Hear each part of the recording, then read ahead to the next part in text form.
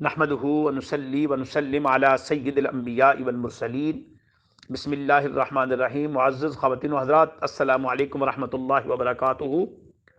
فہم حدیث کورس، آج ہماری 23ویں حدیث ہے جو کہ اربعین بغدادی سے لی گئی، اور اس کا حوالہ جو ہے وہ درس فیضان الحدیث ہے جو کہ تیار کی گئی ہے کتاب سیاہ ستہ سے۔ میرے آقا علیہ الصلوۃ والسلام کا فرمان عظیم ہے، المؤذنون اطول الناس اعناقا یوم القیامت۔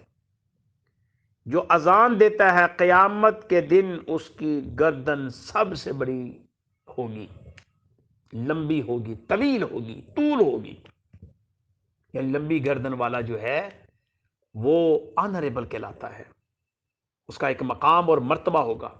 اب اس کا مطلب یہ نہیں کہ یہاں سے گردن کو لمبی کر دیا جائے گا، نہیں، اس کے صوت میں حسن آ جائے گا، اس کے چہرے پر حسن ہوگا، اس کی آواز میں حسن ہوگا، اس لیے کہ وہ اللہ کی آواز لوگوں تک پہنچایا کرتا تھا، وہ اللہ اکبر کی صدائیں بلند کرتا تھا، وہ اشہد ان لا الہ الا اللہ کی ندائیں بلند کرتا تھا، وہ اشہد ان محمد رسول اللہ کی آوازیں بلند کرتا تھا، وہ حی علی الصلاۃ کے ذریعے لوگوں کو بلاتا تھا نماز کی طرف، وہ حی علی الفلاح کہہ کر لوگوں کو بتاتا تھا کہ یہ کامیابی کا راستہ ہے۔ وہ نمائندگی کر رہا تھا، وہ اذن رسول کی نمائندگی کر رہا تھا، اور وہ پھر صدائیں بلند کرتا ہے تکبیرات کی شکل میں، وہ توحید کی شکل میں صدائیں بلند کر کے دور دور تک اپنی آواز کے ذریعے لوگوں کو متوجہ کرتا ہے کہ لوگوں سنو، نماز کا وقت ہو گیا ہے، لوگوں سنو، اللہ کی کبریائی کو بیان کرنے کا وقت ہو گیا ہے، لوگوں سنو، اللہ کی بارگاہ میں جھکنے کا وقت ہو گیا ہے، لوگوں سنو، اللہ کی بارگاہ میں سجدہ کرنے کا وقت ہو گیا ہے، لوگوں اپنے بستروں سے نکلو، اپنے کاموں کو ترک کرو، اپنے شغل کو ترک کرو اور رب کبریا کی بارگاہ میں جھک جاؤ۔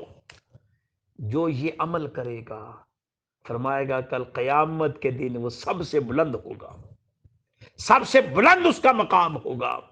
لہذا کبھی کبھی مسجد میں جا کر اپنے خطیب صاحب سے ریکویسٹ کر لیا کریں کہ ہمیں اذان دینے کا موقع دے۔ کبھی کبھی مسجد میں جا کر اپنے مسجد کے مؤذن سے ریکویسٹ کر لیا کریں کہ ہم اذان دینا چاہتے ہیں، اور اذان کے لیے ریہرسل کریں اپنے گھروں میں بیٹھ کر، اور کبھی کبھی اپنے گھر کی چھتوں پر اذان دیا کریں، صدائیں بلند کیا کریں اللہ اکبر کی۔ دیکھیں اللہ رب العزت آپ کے درجات کو کس طرح بلند کرتا ہے۔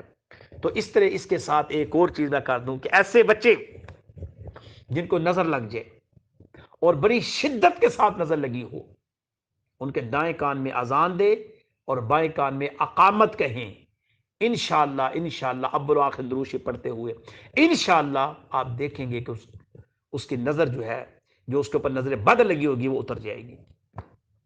اس کے ہم آپ کو اجازت بھی دیتے ہیں، جو بہن بیٹی بھی کرنا چاہیے عمل کر سکتی ہے۔ اسی طرح ایک اور مقام کے اوپر کہ کسی جگہ بہت زیادہ بیماری ہو جائے، کوئی چیز آپ کو سمجھ نہیں آ رہی کہ کیا کرنا ہے، علاج کر رہے ہیں، کرا رہے ہیں، اس کے کان میں بھی اذان دے، دائیں کان میں اذان دے اور بائیں کان میں اقامت کہیں۔ اسی طرح طوفانی بارش ہو رہی ہے، یہ تو میرا ذاتی عمل ہے، یہ تو وہ میں بتا رہا ہوں کہ جس کے اوپر میرا ذاتی عمل ہے، مجرب عمل ہے، میرا اس کے اوپر ایک باقاعدہ ایکسپیرینس ہے۔ بہت زیادہ بارش ہو رہی ہے، تیز بارش ہو رہی ہے، آندھی طوفان کے ساتھ بارش ہو رہی ہے، اور آپ کو کچھ سمجھ نہیں آ رہی، آپ اپنے گھر کی صحن پر کھڑے ہو کر بارش کی طرف منہ کر کے اذان دیں، یقیناً آپ دیکھیں گے کہ وہ بارش کے اندر جو آپ کو قہر نظر آ رہا ہے وہ تھمنا شروع ہو جائے گا اور وہ رحمت کی شکل میں بدل جائے گی۔ اذان کے بڑے فیض و برکات ہیں۔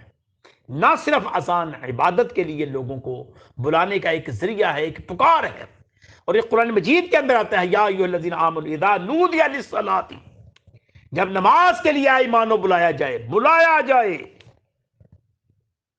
فسعوا الی ذکر اللہ، دوڑو اللہ کے ذکر کی طرف۔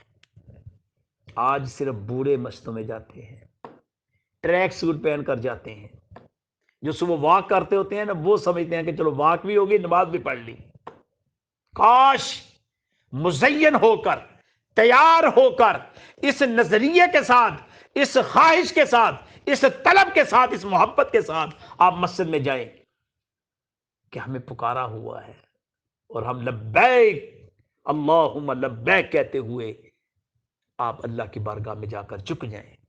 پھر دیکھیں کہ وہ اپنے بندے کے ساتھ کتنی مہربانی کرتا ہے. پھر وہ کہتا ہے کہ انی و انی قریب، وہ مجھے پکار تو صحیح، دیکھ میں تیرے کتنے قریب ہوں. پھر آپ محسوس کریں گے کہ میرا رب کہاں پر ہے. تو دوستان محترم، یہ لمحات بڑے قیمتی ہیں. میری بہنوں، میری بیٹیوں، یہ لمحات بڑے ہی قیمتی ہیں. ان لمحات کو ضائع مت کیجئے، مت کیجئے. یہ زندگی جو آج اللہ نے آپ کو دیا، یہ واپس نہیں آئے گی. یہ جو دن آپ کے پاس آج موجود ہیں، جو گزر گئے آپ کی لائف سے، واپس نہیں آئیں گے. یہ جو ٹائم جو آپ کی زندگی سے مائنس ہو رہا ہے، یہ واپس پلٹ کر نہیں آئے گا. خدا کے لیے اس کو سنبھال لو، ان لمحات کو قیمتی بنا لو. اور یہ لمحات قیمتی آپ کے کھانوں سے، آپ کے فنکشنوں میں جانے سے، آپ کے مختلف پروگراموں میں جانے سے، آپ کے جلسوں اور جلوسوں میں جانے سے قیمتی نہیں ہوں گے.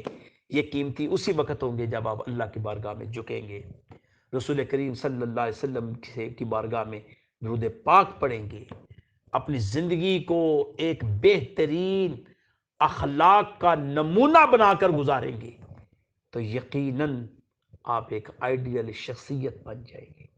اللہ سے دعا ہے کہ اللہ پاک سمجھنے کی توفیق عطا فرمائے. آمین. وآخر دعوانا ان الحمد للہ رب العالمین. صلی اللہ علیہ حبیبہ محمد وآلہ وسلم.